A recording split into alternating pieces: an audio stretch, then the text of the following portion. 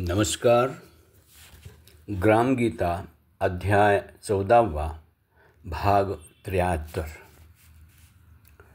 13व्या अध्यायाचा विषय ग्रामनिर्माण कला हा होता. 14व्या अध्यायाचा विषय आहे ग्राम आरोग्य.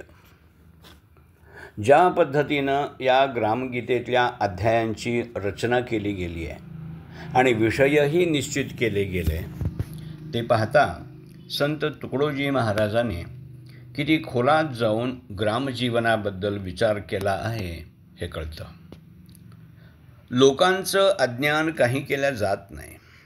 त्यांच्या अज्ञानामुळंच रोगराई कशी निर्माण होते, त्यांची दिनचर्या आदर्श असणं हे किती गरजेचं आहे. प्रातःकाली करण्याची कामं कोणती, सात्विक भोजनाचं एकूणच माणसाच्या आयुष्यातलं महत्त्व काय, या आणि अशा मुद्द्यांचा सविस्तर विचार या अध्यायात मांडलेला दिसतो. संत तुकडोजी महाराजांची ग्रामगीता ही संवादात्मक स्वरूपाची आहे.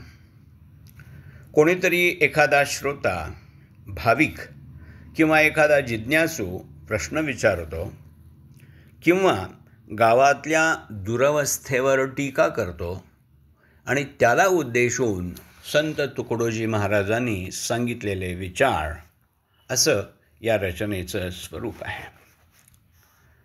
अत्यंत भाविक असा श्रोता त्यांना म्हणतो, महाराज, तुम्ही सांगता ते सगळं ठीक आहे, गावही व्यवस्थित केलं गेलं हेही ठीक आहे, पण देवानं एक मेख मारून ठेवली आहे, ती निघेना.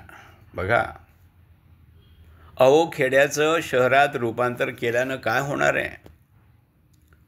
देवी देवतांचा कोप झाला, कॉलरा पटकीसारखे रोग आले आणि कुणाला काय करावं हेच कळेनासं झालं आहे. सगळ्या वैद्यांनी हात टेकले हो. म्हणून मी म्हणतो, सगळ्या देवता प्रसन्न राहतील असं काहीतरी केलं पाहिजे. मग ते खेडेगाव असो अगर शहर असो. यावर संत तुकडोजी महाराज म्हणतात, मित्रा, या तुझ्या प्रश्नावर मी काय सांगतो ते लक्ष देऊन ऐक. हे बघ, देवदेवता किंवा परमेश्वर जो असतो हे सगळे दयाळू असतात. त्यांच्या ठिकाणी कोप नावाची गोष्टच नसते. ते देव दुष्ट लोकांवर रागावतात. त्यातही त्यांचा उद्धार करणं हाच त्यांचा हेतू असतो. पण ते देव निरपराधी लोकांना त्रास देत असतील तर त्यांना देव म्हणायचं कसं? अरे बाबा, सगळी माणसं ही त्याचीच लेकरं आहेत. मग कुणाचा कशाला छळ करेल तो देव? जे काही त्रासदायक असतं ना, त्याला आपली कृतीच कारणीभूत असते. आपणच आपले शत्रू असतो हे लक्षात ठेव. हे बघ मित्रा, चहूबाजूनी आपण घाण करून ठेवली तर त्यात जंतू होणारच ना.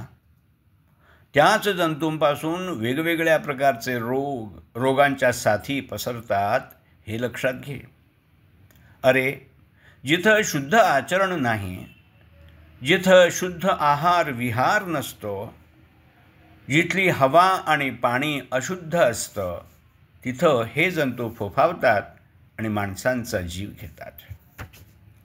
काहीही घ्यायचं आणि कुठंही बसून खायचं, कधीही झोपायचं आणि कधीही उठायचं, अशा पद्धतीनं वागल्यामुळं रस, रक्त, मांस, मेद, अस्थी, मज्जा आणि शुक्र हे जे 7 धातू आहेत ना, ते कुपित होतात आणि तेच रोगांचं रूप धारण करून माणसांना छळू लागतात. गावातले शहाणे लोक गमतीनं म्हणायचे, हॉटेली खाणे मसणा जाणे. पण त्यामागं त्यांचा विचार चांगलाच होता. आग्या वेताळासारखं तिखट, आरबट, चरबट, तेलकट खात हिंडण्यानं दुसरं काय होणार? कुणालाच कोणते नियम म्हणून नाहीत. कुठलाही रोगी कुठंही थुंकतो, कुठंही जेवतो आणि कुणाच्या तरी संपर्कात येऊन त्यालाही रोगजंतूंचा संसर्ग होतो. अशा प्रकारामुळंच रोगाचा प्रसार अत्यंत वेगानं होतो. रोग झपाट्यानं वाढत जातो आणि शेकडो लोकांचे बळी घेतो.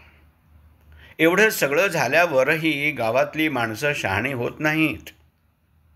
त्यांना असं वाटू लागतं की देवीचाच कोप झाला आहे.